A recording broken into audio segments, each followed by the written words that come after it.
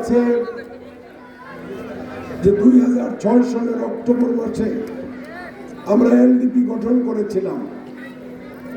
তারপর 2008-এর নির্বাচন, এর পরবর্তী সময়ে শেখ হাসিনা ক্ষমতায় এসে আমাদের দেশে আইন পাশ করে যে নির্দলীয় নিরপেক্ষ তত্ত্বাবধায়ক সরকার করা হয়েছিল সেটা হাসিনা বাদ দিয়ে দিবে। এই কথা শোনার পরে ম্যাডাম খালেদা জিয়া 2009 সালে সেই দিন সারাদিন অনশন করেছিলেন ইঞ্জিনিয়ারিং ইনস্টিটিউটের সামনে। আমাদেরকে আহ্বান করা হলো যে ম্যাডামের এই অনশনকে আপনারা সমর্থন দেন। তখন এলডিপির পক্ষ থেকে আমি ম্যাডাম খালেদা জিয়াকে ফুলের তোড়া দিয়ে সমর্থন জানিয়েছিলাম। তারপরে হাসিনা যখন নির্দলীয় নিরপেক্ষ তত্ত্বাবধায়ক সরকার পদ্ধতি সংবিধান থেকে বাতিল করে দিল, তখন 2012 সালে বিশেষ কিছু রাজনৈতিক দলের সমর্থন নিয়ে তারা সেদিন 20 দলীয় জোট গঠন করেছিলেন। এই 20 দলীয় জোটের আমি একজন সদস্য ছিলাম। যখন 2018-তে নির্বাচন হবে, 14-তে নির্বাচন হবে, ম্যাডাম বললেন যে আমরা নির্দলীয় তত্ত্বাবধায়ক সরকার ছাড়া নির্বাচনে যাব না। সেই দিন শেখ হাসিনা এবং তার দলের অনেক নেতারা এলডিপিকে 10-12টা সিট দিবে, 100 কোটি টাকা দিবে, একটা প্রস্তাব দিল। কিন্তু আমার ডাইনি বায়ে বসা আমার নেতৃবৃন্দরা বললেন যে এই কাজটা অন্তত করেন না, আওয়ামী লীগের সাথে আঘাত করেন না। তখন আমরা যোগ দেই নাই, ম্যাডাম খালেদা জিয়া নির্বাচন করে নাই। সারা দেশের বড় বড় রাজনৈতিক দলগুলো নির্বাচন থেকে বিরত থাকার ফলে শেখ হাসিনা এককভাবে নির্বাচন করে 154 সিট বিনা প্রতিদ্বন্দ্বিতা নিয়ে গেল। একটা ইউনিয়ন পরিষদের মেম্বারই তো বিনা প্রতিদ্বন্দ্বিতা প্রার্থী হয়, একটা কমিশনারের সিট প্রার্থী বিনা প্রতিদ্বন্দ্বিতা হয় না। কিন্তু আমরা সেদিন প্রতিবাদ স্বরূপ হাসিনার অধীনে নির্বাচন করি নাই। একটার পর একটা প্রোগ্রাম, একটার পর একটা আন্দোলন, একটার পর একটা সংগ্রাম, সকল কিছুতে বিএনপির সাথে আমার এলডিপি সম্পৃক্ত ছিল। ম্যাডাম খালেদা জিয়া জেলখানায় তাকে সাজা দেওয়া হয়েছে। তিনি বললেন, শেখ হাসিনা তোমাদেরকে যেইভাবে আশ্বস্ত করছে, তিনি বলছেন আমি বঙ্গবন্ধু কন্যা, আমি এই দেশের প্রধানমন্ত্রী, আমি মিথ্যা কথা বলি না, আপনারা নির্বাচনে আসেন, অবাধ সুষ্ঠু নিরপেক্ষ নির্বাচনের স্বার্থে তত্ত্বাবধায়ক সরকারের মতোই আমার কার্যক্রম চলবে, আপনারা নির্বাচনে প্রতিদ্বন্দ্বিতা করেন। এমন একটা নির্বাচন আমি উপহার দেব যেটা জীবনে কোনোদিন আপনারা দেখেন নাই। উপহার দিছে। 2018-তে আমি প্রার্থী হয়েছিলাম, আপনাদের মনে আছে না? জোটের প্রার্থী আমার মার্কা ছিল ধানের চেয়ে। কিন্তু আজকে যে সমস্ত নেতারা স্বতন্ত্র নির্বাচন করতেছে বা তার দলের পৌর শাখা এবং উপজেলা শাখার বড় বড় নেতারা ছিল, এরা আমার নির্বাচনী জনসভা রেদওয়ান আহমেদ কলেজ মাঠে আসেন নাই। তারা আওয়ামী লীগকে সমর্থন দিয়েছে। আপনাদের খেয়াল আছে না? তাহলে তারা কি বিএনপির প্রেমিক? বিএনপির প্রেমিক নয়।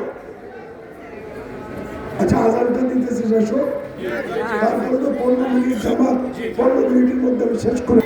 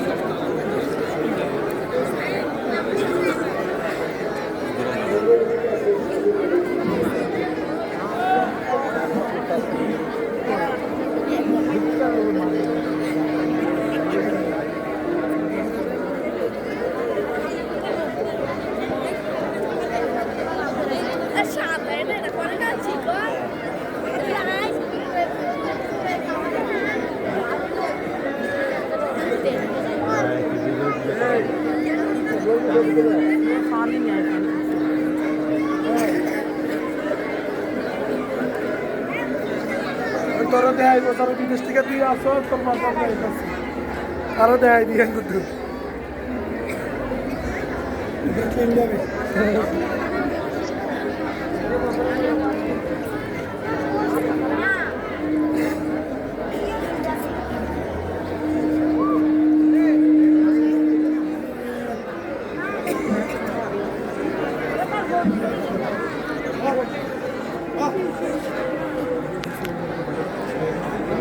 দিতে পারে না। দিনের ভোট রাতে হয়ে গেছে, দিনের ভোট রাতে হয়ে গেছে। আমরা আমাদের আন্দোলন অব্যাহত রেখেছি। এই দীর্ঘ সময়ে শেখ হাসিনা, বিএনপি, এলডিপি, জামাত সহ বিভিন্ন রাজনৈতিক দলের নেতা কর্মীদের খুন করেছে, হত্যা করেছে, তাদেরকে বন্দী করেছে এবং আয়না ঘরে রেখেছে। ম্যাডাম খালেদা জিয়া সহ আমাদের অনেকের বিরুদ্ধে 111 মামলা হয়েছিল। আমি আপনার আমেরিকায় গেছি, শুনি যে আমার 3 বছর সাজা দিয়ে দিচ্ছে।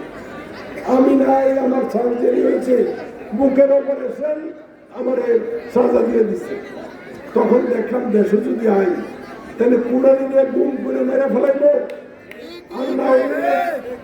আর না হইলে আয়না করে রাখবো। আমার তো মরা ছাড়া উপায় নেই। তখন বিদেশে ছিলাম। 5ই আগস্টের পরে আমি 8ই আগস্টে দেশে ফিরে এসেছি। এসে আমি অ্যাপিল করেছি, আমাকে বেকসুর খালাস দেওয়া হচ্ছে। কিন্তু যারা নিন্দুক আমাকে দেখতে পারে না, তারা কয়েছে ওনার সাজা হয়েছে, অপরাধ করছে। আর ম্যাডাম খালেদা জিয়া তো সাজা হয়েছে, তারা গভর্নমেন্টও তো সাজা হয়েছে, বাংলাদেশের বহু রাজনৈতিক নেতার সাজা হচ্ছে। কিন্তু এগুলা সব মিথ্যা মামলার সাজা। প্রিয় ভাইয়ের আমার, তারপরে আমি বিএনপির সাথে, বিএনপির প্রতিটা আন্দোলনে সংগ্রামে ছিলাম। আমি এলডিপির মহাসচিব হিসাবে সমস্ত জায়গাতে আন্দোলন করেছি, সংগ্রাম করেছি, রাজপথে ছিলাম। 2024-এ যখন নির্বাচন হয় বিএনপির পক্ষ থেকে এবং সকল রাজনৈতিক দল সেই নির্বাচন প্রত্যাখ্যান করলো। আমির নির্বাচন করে সে ক্ষমতায় থাকতে চাইল। কিন্তু এই বিএনপির আন্দোলন, অন্যান্য রাজনৈতিক আন্দোলনের চাপের মুখে ছাত্রদের এক দফা আন্দোলন, কোটা বিরোধী আন্দোলন, এক দফার আন্দোলনে রূপ দিল। শেখ হাসিনা দেশ থেকে পালাইলেন স্বৈরাচার। স্বৈরাচারী শেখ হাসিনা বাইতুল মোকাররম মসজিদের ইমাম যুদ্ধ বলে গেছে। তারপরে অন্তর্বর্তীকালীন সরকার, কারণ দেশে তত্ত্বাবধায়ক সরকার বাতিল করার পরে কোনো আইন ছিল না কি রকমের সরকার হবে। তখন সুপ্রিম কোর্ট অন্তর্বর্তীকালীন